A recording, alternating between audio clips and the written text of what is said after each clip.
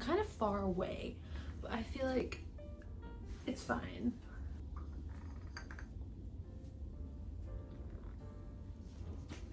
Today we're gonna talk about my journaling, and I guess I'm gonna have a little ranting session about how I do it, my system, and what I do to actually get something out of it, because there's certain things and certain mindsets that I have. Yeah. Hi, and welcome back to my little corner on the internet. Today we're discussing journaling. It's gonna be a very broad video because I'm just allowing myself to just go off and talk about my journaling, and then I'll give it a little tour of my new journal setup. I feel like it's a good time to talk about this because it's a new year, some people might want to get into it, and so I'm here to help. I'm here to provide my wisdom, if you can even call it that. So grab yourself a tea, light a candle or anything. I decided to start drinking tea. I mean, okay, I enjoy tea. I'm more of a coffee person, but my sister Laddie, if you're watching this, when I went to T2 and I saw the Penguin collab with them and they had the teas themed according to a certain genre, and I was like, oh my gosh, this looks so good, like a room of one's own themed tea, like a Jane Austen inspired tea, sounds amazing. And then she was like, you don't even drink tea. So I'm proving a point. I do drink tea sometimes, and I just feel like having it. Is it frequent? No, but I still have it, and I got a cute little teacup out. Now that that is done, I guess we'll get into it. I actually wrote little notes so I don't miss the points, because there's a lot to unpack and my brain just, it goes a bit crazy, you know? So first we're gonna start off with my, I guess, journaling system. I have 3 journals that I keep. The first one is my main journal of sorts, I guess. I recently bought this refillable leather cover in this really pretty green color. I'm obsessed with it, and I added a little vintage charm from my mom. And in here I have my main journal where I just do general entries. I write about anything. It's basically where I dump everything that's inside my little brain in there. This is a fresh Moleskine. This is actually a sticker from a wine bottle. I thought it was cool. And then also I also have this little plain little smaller sketchbook, because I like to sketch and draw sometimes, and I felt like having a little designated book just for that. That's a Clairefontaine notebook. But that's my 2 main ones, and I tend to carry this around with me to places wherever I go. So that's my little main journal. And then I have this. This is my songwriting journal. I've had this since I was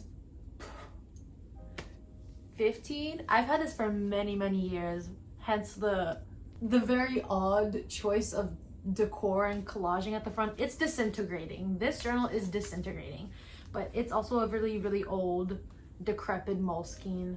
As you can probably figure out, this is just where I do all my songwriting. I've had this since I was 15 when I started songwriting, and I have like tons of papers from when I would write down random lyrics. I have receipt paper from when I used to write songs at work with the receipt paper. Sorry. But yeah, I just dump every lyric and things like that in this book whenever I whip out my guitar. There's a lot of shitty music in here for when I was younger, because I was a very angry child for some reason, and I didn't know how to express that in a lyrically comprehensive way. So it's really funny to look back on those songs. But fun fact, I actually started writing a song last night at like 1 a.m. and it's going well. I'm really happy, and I feel like maybe I could perhaps share my music in the future. I don't know, but I'm very shy when it comes to that because it's very personal to me. Moving on. Lastly, I also have this traveler's notebook journal, which is, as you may figure out by the name, I use this for traveling. It's my travel journal. Now, I used to have just random notebooks that I would take traveling. Very good, compact size. I have like this little sleeve pocket thing that has stickers that I've made, and then I fill it up. So far I only have 2 notebooks in here. One's decorated and one's plain, but I could add more, but I need to buy the elastics for it. But yes, this is just a fresh one, and I'll take it with me when I travel from now on. I just like writing about what I do each day, collecting little knickknacks and receipts and things, and I just keep it all in a travel journal. I still have my old one, and it's really fun to look back on memories. You know, it's nice to have the physicality of it. There's that one. It might seem a bit overwhelming if you've never really journaled or been into it. You don't need all of the extravagance that is this, like having the leather covers and a system of sorts. That's just how I like to do it because it makes me feel more sane, if that makes sense. Now I'd like to get into some points and general ideas of how I like to view my journaling. I want to start off by saying that journaling is a very personal thing. There is no right way to do it. There is no point in trying to adopt my way of thinking if it's not going to benefit you in the end, but this is just kind of how I like to perceive things. The first point that I always like to make, and it's something that I used to struggle with when I first decided that I wanted to start journaling, was to not make it a chore. Don't tell yourself, I'm gonna journal every night and every morning and write about my day, and try and make it into this weird routine thing that you instantly take up, because it'll very quickly and very easily become too mundane and too strict on yourself. Another thing that I also taught myself is that journaling can be, and writing in general, can be whatever you want it to be. It doesn't have to simply be you talking about your day. It doesn't have to be a recount of everything you did that day. It can be quite literally anything. It's a blank page. You can write about how you're feeling. You can write about your weird intrusive thoughts, the randomest things. You can write random lists, wish lists. You can be you're so free to do whatever you want. You can write the most problematic things you can think of even. You can have discourse within yourself. You can challenge certain things that you've lived and experienced and been taught, because no one else is gonna read this. This is your personal thing.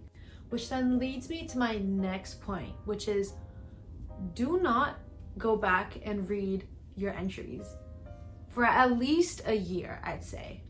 That's something that I've taught myself, because for me, journaling is meant to be this thing where you take all the caca from your brain and you put it on paper to try and cleanse your mind, because sometimes it's just too much, you know? So don't go back a couple days later to read your things, because that's just you putting it back in your brain because it's such a recent thought and you're just gonna spiral over it again. Just let it sit on the page and let yourself move on and be cleansed from that. It is more of a relic that you're reading back on. It's like, wow, I forgot that I experienced or that I thought that. And it's way more fulfilling to see the passing of time rather than just, oh, that's so true, and then you spiral. So that's a major thing that I had to point out. No one else is reading it, put it on the page and don't read it again. Another thing, I think especially with the internet and the fact that there's so much access to seeing people and their journaling, their advice, how their things look like, do not become so concerned with the visuals and aesthetics of it all. It is something that is supposed to benefit you. It's not something that you're supposed to recreate based off someone else. So even though I do like myself to sometimes create pages that look visually cohesive and pretty and add stickers and collage onto it on top of having that journal entry, it's fun for me. I enjoy doing that because I love the arts and things like that, and it's something I personally like to do. But if you're just starting off, don't go and buy $50 worth of stickers and decorative paper, because again, it'll just become this sort of chore-ish thing where it's like, oh my gosh, it has to look pretty though, and then you have to go buy nice pens, and it's too much, it's too overwhelming, and there's no point in trying to make something aesthetic if it's not something that is going to inherently benefit your brain. It's just for the sake of the visuals. I think overall, something that I tend to also remind myself is that it doesn't have to be coherent. I think at times you can become a bit overwhelmed because there is so much in your mind that you want to write down, and you just try and speed write it, but then you start overthinking. It's like, oh, does this even make sense? That doesn't sound good. It doesn't sound poetic. Like, I sound so stupid, blah, blah, blah. Like, that genuinely does not matter. Use your own voice, write it down. I can't stress it enough, because it's also something that in the past, it's also something I was concerned with. I was like, oh, this sounds so boring. I'm starting every sentence with I, and it doesn't matter. It really doesn't matter. You just have to dump it out. It is a cleansing ritual. At least for me, I try to view it as a cleansing ritual.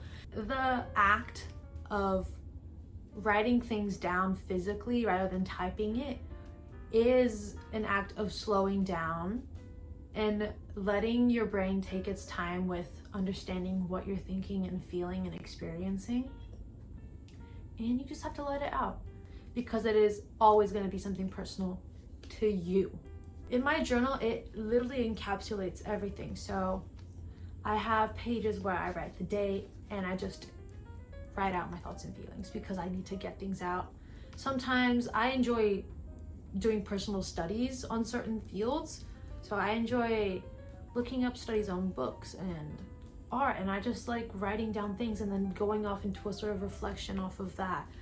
I write bad poetry sometimes. Sometimes it's good, sometimes it's bad, but sometimes you just have to dump it all out. It can literally be everything and anything for you.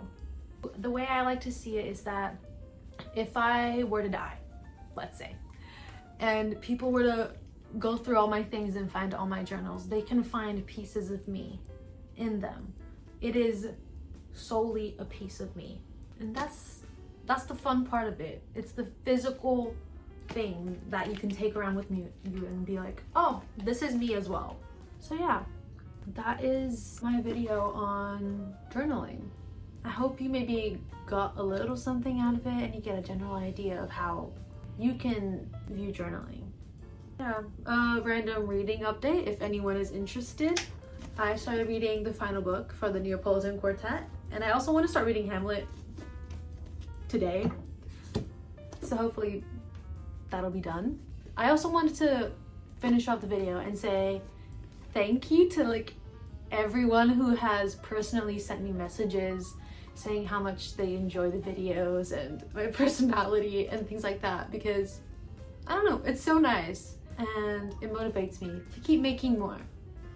I hope you have a beautiful, magical, wonderful day, night, week, month, year, and I hope to see y'all soon in the next video. I really want to reorganize my entire bookshelf because I am out of space. Some of the shelves are rotating and collapsing because of all the weight. So I'll have that video coming soon. But yeah, make sure to subscribe, follow my Instagram, subscribe to the Substack, and